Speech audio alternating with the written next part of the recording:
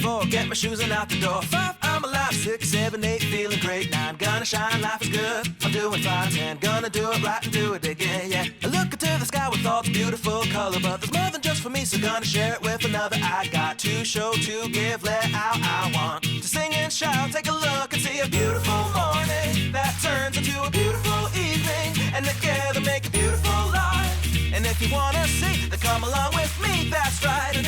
Summer isn't over yet. No, it's not. No, there's still plenty of things to do here in Michiana, and we're checking out a number of things this week too here on Experience Michiana. Yes, we are. Well, we're going to get some sweet corn and a couple of other veggies and everything at Patrick's Gardens. It's roadside, so is that kind of like a drive-through? I think they're really famous for their sweet corn. Yes. That sounds delicious. Yes, I love that. And we are going to find out about the Women's Entrepreneur Summit. It's a new event and a brand new place too. Oh, we'll have to check on that. And why are we dressed like this? I don't know. You know why? We're outside. You know why? Because we're still summer. Fierce goddess stuff on today. That's right. Yes, we are fierce goddesses. Yes, we're going to be checking out Sup Yoga. Sup Yoga. And it's stand-up paddleboard yoga. There it is. Well, we didn't stand up, but you know what? We're not going to tell you anymore. Why don't you just take a look?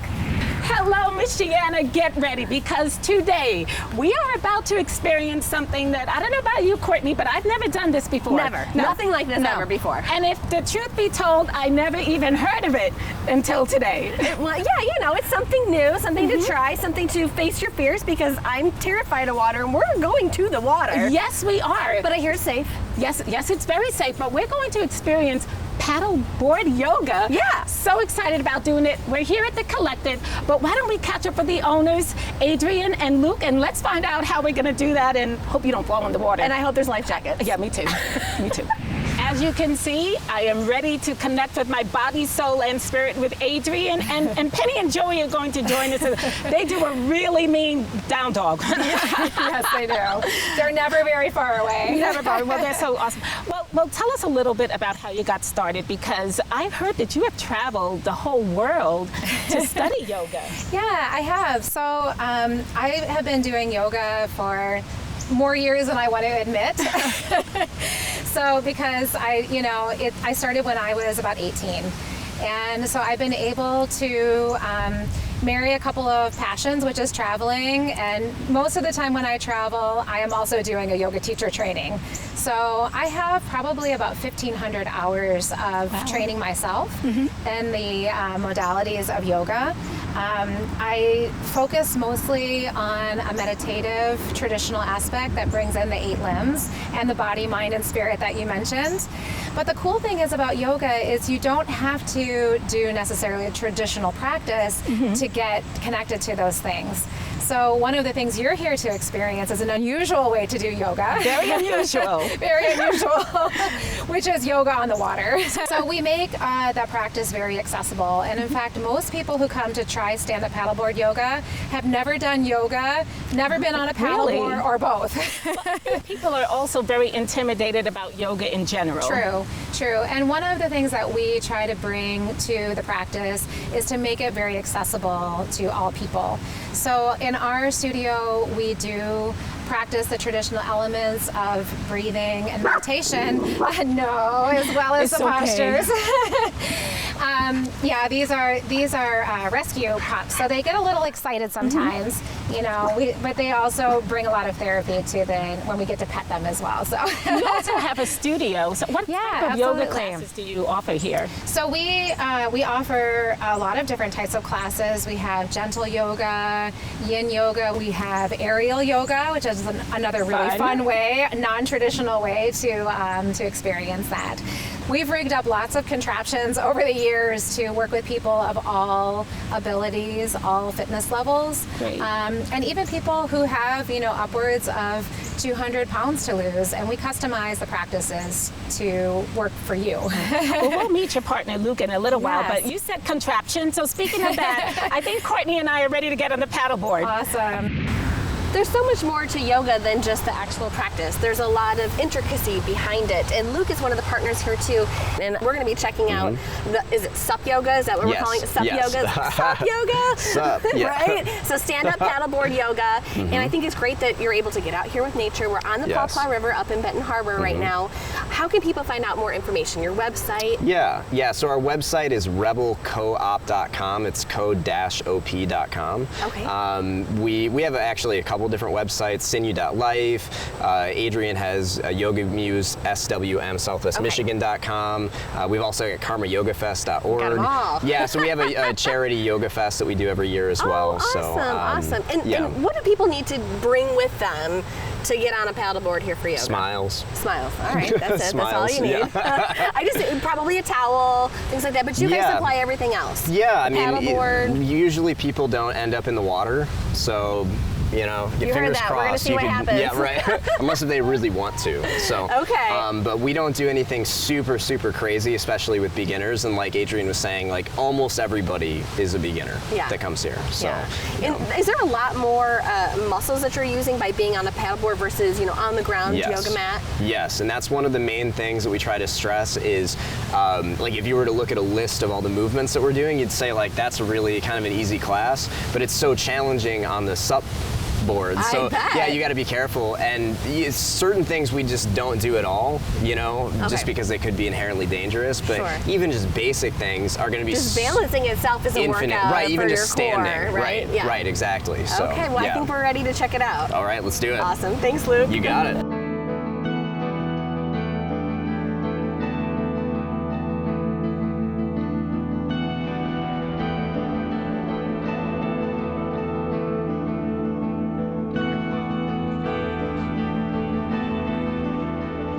One of the amazing things about this experience is that we're in nature. Just take the opportunity to experience nature. And so close your eyes and take those few moments to connect. We'll take a deep breath in together. Exhale, let it sigh out. Good, sit up tall, bring your hands behind your knees, and you're just gonna like you're marching. Lift one foot and then the other. Lift one foot and then the other. Now again, tapping into that strength. If you're feeling it, both feet lift. And this is called boat pose, so it's perfect for being on the water. Yay, awesome. Try reaching your fingers up to the sky. Yes, you're doing it, No hands. Inhale, drop the belly, lift the chest. Exhale, round through the upper back. So if you're seated, our yoga in while we're floating on the water. This gives you the opportunity to get some different vantage points. Okay, Adrian, you lived. I lived. And so how did we do? We did amazing. Well, you both did amazing, and that's the thing about yoga is that it's an individual practice. So we come together as a community to do our practice, but you keep your attention on your space and what works individually and best for you. That's perfect. And I don't know if people could hear you, but you were really talking about being grounded and that we're powerful women. Oh, yes. So one of the things that we like to bring in is the reminders, right? It's just like an affirmation. We call it mantra in yoga. So if you want to, we can share our affirmation that we were working on, which I am a warrior goddess. I am a warrior goddess! Yay! You guys did an amazing job. Thank you so much for coming to play with me on the river. Well, you also do yoga training. I do. I actually teach people how to teach this practice. Oh, great. So throughout the year, we do a variety of teacher trainings, and we have one that's starting in October, which is an advanced training, and stand-up paddleboard yoga can be included in that. Perfect. Yeah. I don't know if we're quite ready for To become a yoga, teacher? but I think we're kind of mastering the participants. You never know. You never know. I am a warrior goddess! Yay! Hi there.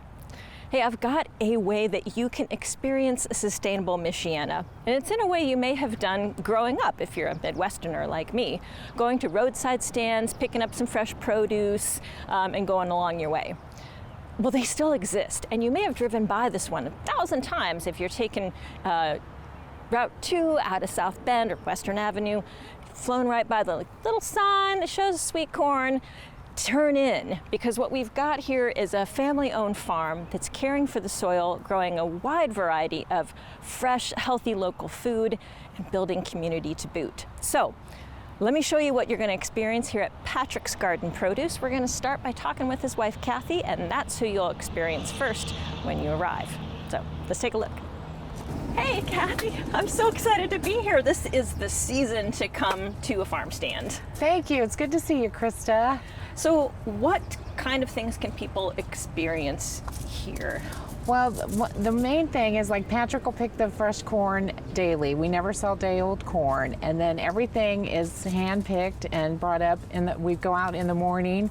So this stuff came right in off the farm, and we've got, I see watermelon. Yes. I can smell the cantaloupe and see a lot of it. And all kinds of vegetables here. So fresh, local produce. Fresh, yes. So this literally is grown right here. Like I Right. see corn across the road. And then next year we rotate our crops. Next year that will be the vegetables. So rotating the crops, that's great care of Yeah. the soil. Correct. So it doesn't have to make the same thing over and over again. Correct. And you get to interact with all these people that are pouring in to support the farm.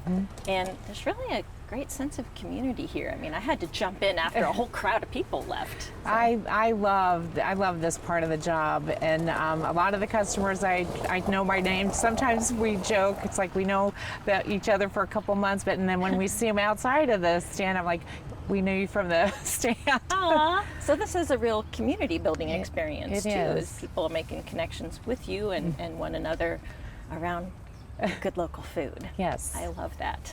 Thank so you. have you always been a farmer, a farm stand runner? I have not. Oh. I considered a city girl.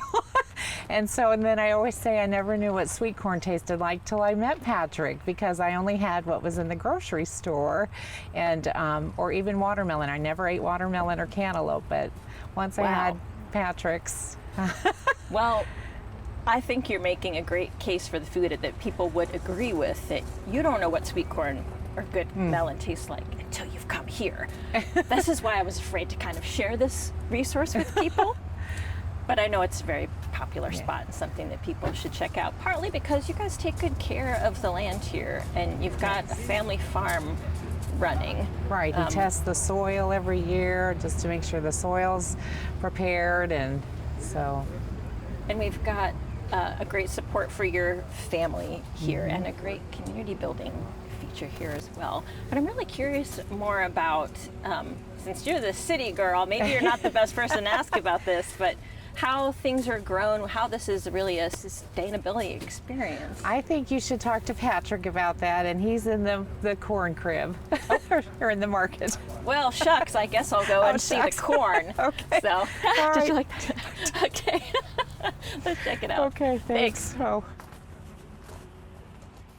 Hey, Patrick. Hi, Krista. I was just talking with Kathy about all the great food that's here and all the great people and connections that are made. But she said you're the one to talk to about what you're growing and how you're growing it. I mean, I'm seeing some of it, but tell me more. Our main product here is sweet corn, and that's what brings the customers in. And it's, of course, fresh picked every day and never sell day old. And we also have tomatoes and cucumbers and squash and potatoes and onions and just a variety of produce. So tell me a little bit about, she said you do some soil testing and you rotate the crops. What else In goes the fall into time, this? we'll do a soil test, and we rotate the crops. And one of the key things is, well, when the crop will get finished here, the stalks get chopped up, and then we will return that back to the soil. We like to plant a cover crop. So in the past, we've planted winter rye for soil erosion, and always keep something growing in the ground. Mycorrhizae, you have to keep your soil living all year long, covered and green and growing. So you keep it fed, you keep the soil alive to make more good food in the next year. Yes, I've also heard roots. that's a great approach for carbon sequestration. If you've got stuff growing, it's pulling carbon out of the atmosphere. So it's a really smart way to farm in terms of bigger climate Yeah, issues. we've used a lot of cereal rye in the past. That was usually the one we'd plant because it would survive the winter and be green in the spring. But now we're kind of looking maybe more like with oats. Those will winter kill. And then we would put some legumes in there like clovers, and those would come out of there and of course fix nitrogen. Nice. Yeah. So a really thoughtful approach to not just feeding the community and building community, but really feeding and building the soil too, which is a foundation. Healthy soil makes a healthy plant, and a healthy plant makes healthy people. I love it. We need a t-shirt or something. Yeah. That'd be great. Yeah, that's what it is. Well, it smells amazing here. I can smell cantaloupe, and I'm going to have to get some sweet corn before I go, because I know that it is the best that we're going to find around here. So thank you for taking time out of very busy harvest season to talk about the farm. Okay, thank you. Because of the pandemic last year, the Women's Entrepreneurship Summit had to make a couple of changes. But this year, they are back in full swing, live and in person, and Cindy and Vita with a totally new event this year. Yes, we are. We added to our event profile the Women's Entrepreneur Small Business Spotlight Showcase event, which spotlights women entrepreneurs and their passions and why they decided to start a business, and then also spotlights their business. We're very excited about it. Right. Well, before we talk a little bit more about the event, why don't you tell us a little bit about yourself and also your organization, and you as well, Vita? Oh, sure. Well, in 2018, I started thinking about the legacy that I wanted to leave for women, and I've been an entrepreneur for a long time, and I thought it would be great to share that knowledge that I had with women who were struggling in our community. We have a very small community of women entrepreneurs. The last time we checked, the 2012 census, only 2% of the businesses in our community are owned by women. And I think during the pandemic, I'm thinking that number is on the rise, because it was very popular since women were looking for ways to support themselves and their family. Now that kind of surprises me that during the pandemic that would happen, because you would think that people would be kind of afraid to venture out during that time. Well, a large portion of women who decide to start their own businesses are doing it out of need or necessity. So if you lose your job, or you have to stay home with your kids and help them with homeschooling or whatever, you are in need of money. So if you have a hobby or something you loved, and one of the things I found talking to women since the pandemic is, kind of hopefully moving along, is that women started thinking about like where their life was going and what they were doing, and did they really want to work for someone for the rest of their lives. And so they really started thinking about what they could do from their home. And it's really been exciting to talk to women in relation to our showcase event and hear all the creative ideas that they've come up with, and they want to come and let our community know about it. Absolutely. And Peter, tell us about your organization. Yes, my organization's Women Entrepreneurs Matter. We matter because we make it happen every single day. Yes, we do. I am ready. We are ready. Yeah, I came up with that mantra because I found out women entrepreneurs, I think we're special. I think we're willing to go the extra mile, stay up late, do what it takes in order to succeed. And so that's why I formed the organization from the summit, a spin-off, from working with Cindy and working with the expo and different things that she does as a woman entrepreneur. I'm really excited because I think that I always tell people I found my real family. That's because great. we're positive, upbeat, moving forward, making things happen. So I wanted to have something where women could have mentors, coaching, support. They're having challenges in their personal life, because I tell them if you develop yourself personally, your business is going to be successful. So that's why I formed the organization, and I'm really happy to be working with Cindy. We work very well together. We support women entrepreneurs. I have a whole other entourage of women entrepreneurs that I've met since we did the summit, and I'm really excited because what we wanted to do was create a movement. Yes. And we've done that in this area. It's a movement. And now we have Nikki Cole that's out. She's going to have 100 vendors at her event. Yeah. We have Carol. She's very young, have a daughter by herself, but she's going to do an event this weekend. We have Lisa. It's just a host of women entrepreneurs doing great things in our community. That is wonderful. It's sprung out of what we started in 2018. Absolutely. Yes. And one of the great things too is that you both really focus on women that are in low-income neighborhoods. Yes. What are some of the difficulties and obstacles that they face? Well, I think they have the same obstacles as everyone else, just more of it. I think they have less opportunity, less resources, less understanding about how to move forward. they're unclear what to do. They don't have the educational resources. I mean, and also they have family situations that are very hard to manage, you know. And a lot of the women that we both work with are domestic violence survivors, and so that comes with a whole triage of hurt too.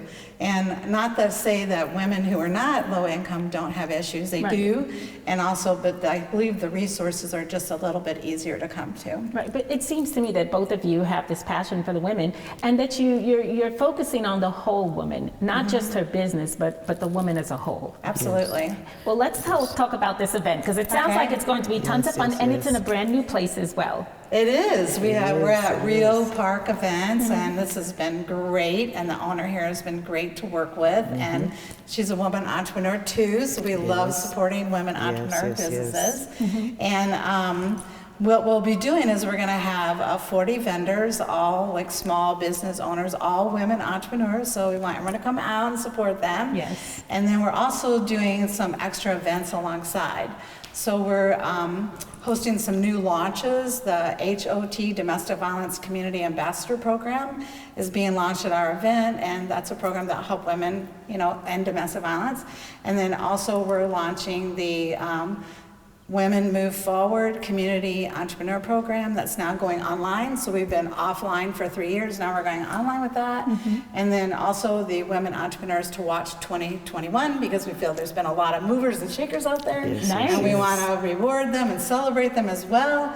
And then we're having a big community-wide grand opening launch party. Oh wow, that's a lot. That's a lot. And so what we're doing is, I feel that during COVID, you know, and lockdown and everything, a lot of women who were starting their new businesses didn't get a chance to celebrate that. That's true. And so we wanted to invite those women to be part of our event, and we're going to have a grand opening. So we're going to do ribbon cutting. Okay. They can invite their friends, the whole 9 yards. We're really excited about it. That is great. Now this takes place on Thursday, August 18th. 19th. 19th? Okay, 19th. You had 18th in the paper, Cindy. I copied sorry. it off of you. It was her. It's my fault. It doesn't matter. I'm only teasing you.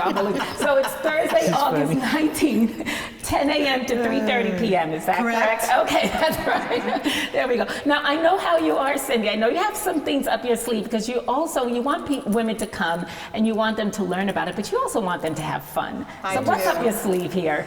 Well, you know what? We're all about teaching community and educating, and so some really fun things we're doing leading up to the event is we're asking the women who are participating at the event to share their passion of why they started their business and what business they started, so they can feel really proud of themselves.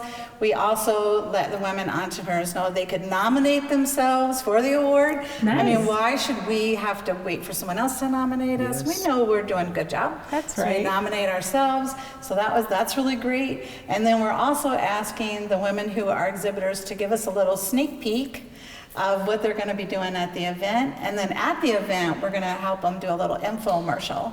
So they'll be able to talk about their business. So when they get all done, they'll have 3 ways which they can share with the community on how to talk about their business. So we're really excited about it. That's great. Now, how can women get tickets for this event? They can go to our website, or they can go to our Facebook page. It's only $5 to get in. And or if you know one of the women who are going to be at having the launch, their business launch, they can contact them and they'll have tickets for them too.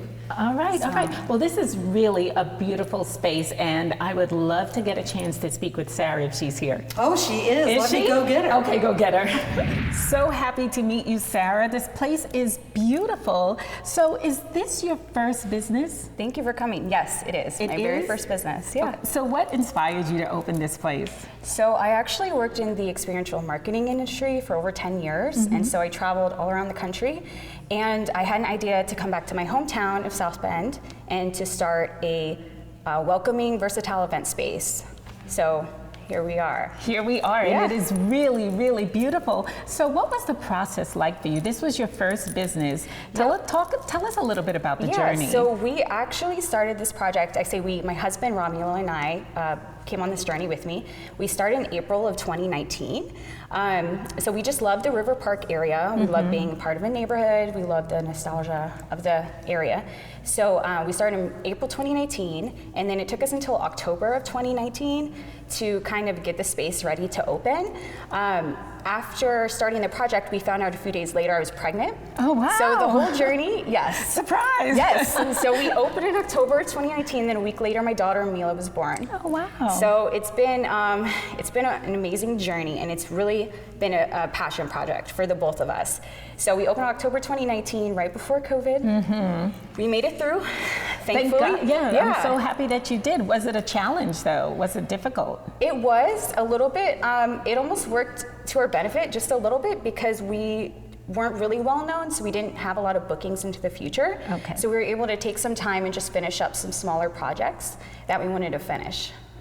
So what kind of bookings do you have here? Birthday parties? Yeah, exactly. So we do private events, such as baby showers, quinceañeras, weddings, and all of that. And then also we have our space available for meetings and corporate functions as well. We also host a monthly pop-up at Rio Park events the last Friday of every month. And so that's been especially great. We started that in March. So kind of right when everything was opening up. So we've been able to connect with a lot of local small businesses and collaborate.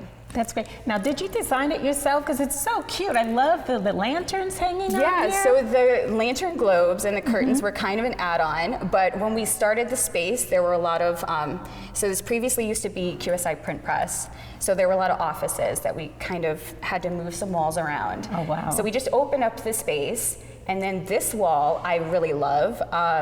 I wanted to go for black and white and then kind of muted colors to throw some colors in. But a local artist, Childhood Summed Up, did this mural for us. Oh, so cute. It's so pretty. Yeah. If you could take a look at that. I love that. When I saw that, it's like, I want to do a selfie against that wall. Love it. I love it. And then we also have another space next door, and that has a small kitchen and bar area. Oh, great. So that room will seat up to 60 people comfortably. And then this larger hall is great for evening events, larger events, but also these pop-up events, you know, and this women entrepreneur event that Simi is hosting. So that's great. So, you know, I have a wonderful opportunity to meet so many women, and a lot of women have dreams inside of them and visions and businesses they'd love to open. Yeah. What would you say to women watching today that think, you know, I might want to start, but I might be a little bit afraid? Yeah, I would just say the biggest thing to do is just put yourself out there and really take it day by day, because even in my head standing here, I have so many ideas that I still want to execute, but I need to pull myself back a little bit and really just take it day by day, and then just try to meet as many people as possible. Because when we opened, it was right before COVID, and then COVID happened. So we kind of got a late start to being able to get out there in regards to exposure and meeting people in the community. So I would say things take time.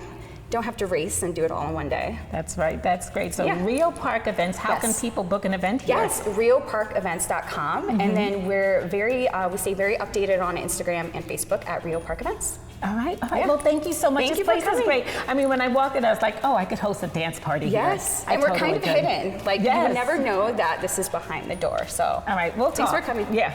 Okay. Dance party. Yeah. What's up, Courtney? What's up? Okay, what's up? I was really impressed. You did a great job. Thank you. You were really good on there. Thank you. I've been practicing my yoga skills. Yes, and I can getting see at that. one with myself, and of course we had so much to do. I'm ready to go get my sweet corn. You ready to get your sweet corn? It's about that time because summer again is not over. No, There's it's plenty not. of stuff here to do, and don't forget that you can still let us know about what you have, what you want us to check out. You can tag us on social media, Experience Michiana, and we'll find that. Yes, and speaking of summer, we need to get to the zoo.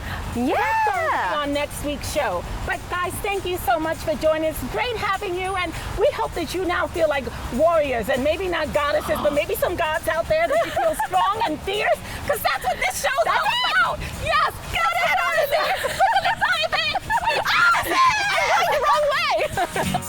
This WNIT local production has been made possible in part by viewers like you. Thank you.